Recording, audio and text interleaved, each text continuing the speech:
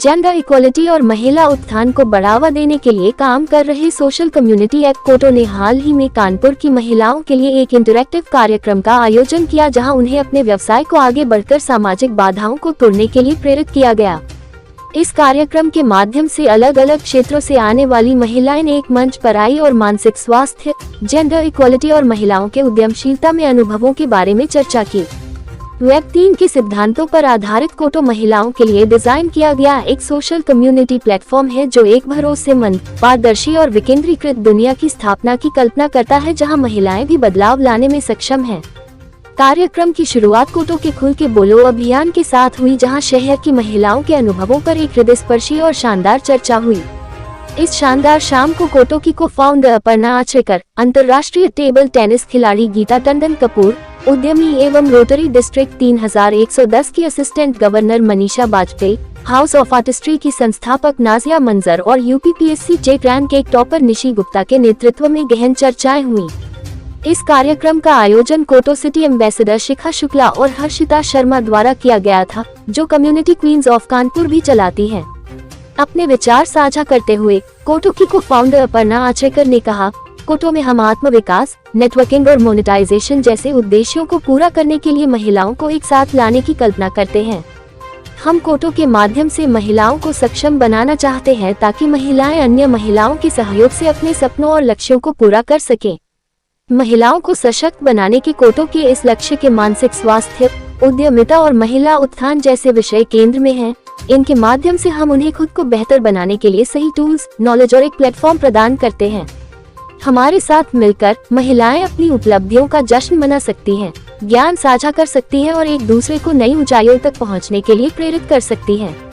जीवन के विभिन्न पहलुओं में महिलाओं के लिए समान अवसर के महत्व पर चर्चा करते हुए अंतर्राष्ट्रीय टेबल टेनिस खिलाड़ी गीता टंडन कपूर ने कहा, प्रोफेशनल तरीके से खेल को आगे बढ़ाने में काफी उतार चढ़ाव आए। यात्रा आसान नहीं रही, लेकिन इसने मुझे हमेशा खुशी दी है और हमेशा स्वतंत्रता का एहसास दिया है। यही कारण है कि मुझे कोटो पसंद है, क्योंकि यह महिलाओं को जुनून और महत्वाकांक्षाओं को आगे बढ़ाने, एक दूसरे को प्रेरित करने, अपनी क्षमता का एहसास करने और खुद का निर्माण करने के लिए प्रोत्साहित करता है। मैं वास्तव में मानती हूँ कि महिलाओं को खुद को सीमाओं में नहीं बांधना चाहिए, बल्कि आपस में सहयोग को बढ़ाकर एक दूसरे को प्रोत्साहित करना चाहिए। ओटीटी ऐप है तो सबने अपनी लाइफ के बारे में सोचना शुरू किया है कि हम कर क्या रहे हैं, हम आए क्यों हैं इस धरती पे। जब हमने ये सब लगा कि बहुत साल कॉर्पोरेट में हम काम कर लिया, 21-22 साल बहुत ज़्यादा होते हैं, और तब जब हम सोच रहे थे कि आगे की अपनी जर्नी क्या होनी चाहिए, तो भी थोड़े से मतलब क्या कहते हैं, हमने भी टीवी शोज बनाए हैं, हमने भी ओटीटी शोज बनाए। आज हमारा कानपुर सिटी मीटअप है, जो कि फर्स्ट ऑफलाइन सिटी मीटअप है। अभी तक क्या होता था कि हम लोग ऑनलाइन हमारे वेबिनार्स हो रहे थे, जिसमें कि हमारे कानपुर के खुद के मेंबर्स, एक्सपर्ट्स और जितने भी हमारे कानपुर से जुड़ी क्वींस हैं, वो सब हमारे साथ। समस्या है ये जो हमारी क्वींस ऑफ कानपुर कोटो का एक मोटो ही है कि लोगों को आपस में जोड़ना और उनकी प्रॉब्लम्स को सॉल्व करना। और ये सिर्फ प्रॉब्लम सॉल्व करने की बात नहीं है, बहुत सारी ऐसी चीज़ें होती हैं जब हम कहना भी जज ना, तो ऐसी बहुत सारी सिचुएशंस आती हैं जब हम अपनी फैमिली में भी नहीं बता पाते वो चीज़ें कि फैमिली में आप भी फेस करते होगे या आपके घर पे ऐसा कोई सदस्य होगा जो एक समस्या है ना, कहते हैं बहुत सारी चीज़ें जिसमें कोई खुल के नहीं बात करता या एक्सपर्ट एडवाइस भी लेने में हिचकिचाते हैं। आज के दिन ज़रूर मेंटल हो गई है ना, तो ये चीज़ें हैं। तो जज करना बहुत आसान है दूसरों को, लेकिन जब आप खुद उस सिचुएशन पे होते हैं, तब जब आप फेस करते हैं ना, तब आप रियल उसको, जिसने कि लोगों को from all around the world जोड़ के रखा है।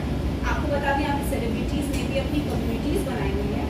मेरा नाम नाजिया मंजर है और मैं कानपुर में स्किल बिल्डिंग वर्कशॉप्स करवाती हूँ। स्किल बिल्डिंग मतलब होता है हुनर सिखाने की वर्कशॉप। हुनर किस तरह का जो आपके फ्यूचर में काम आए।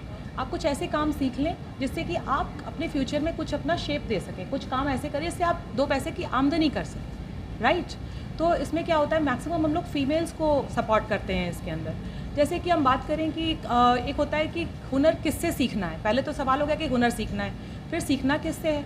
तो उसके लिए हाई लेवल ऑफ एक्सपर्ट चाहिए होता है, क्योंकि हम किसी से भी सीखेंगे तो हम गलत सीख लेंगे, और फिर गलत सीख के सही सीखने में हमारे पास इतना टाइम नहीं है, हमारी उम्र भी ज़ाया होती है, इसमें हमारा टाइम ज़ाया होता है, बहुत कुछ ख़त्म होता है। तो इट्स लाइक कि राइट पर्सन से राइट नॉलेज लेना बहुत ज़रूरी है।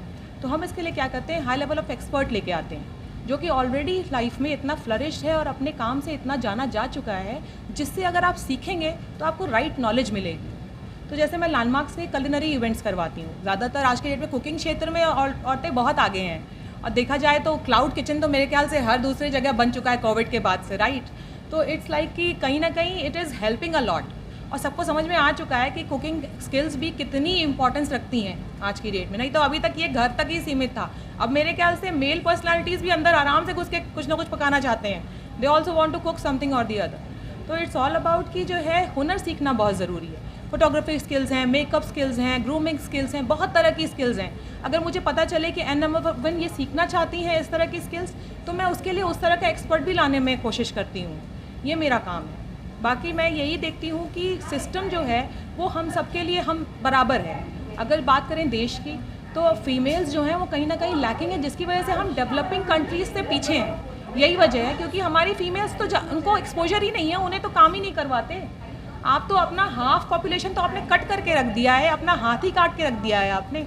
अगर वो भी वर्क करने आ जाती हैं, उन्हें भी राइट एक्सपोजर आपकी तरह मिल जाता है, तो ऑब्वियस ही बात है वो भी आपको 2 कदम आगे ही ले जाएंगी।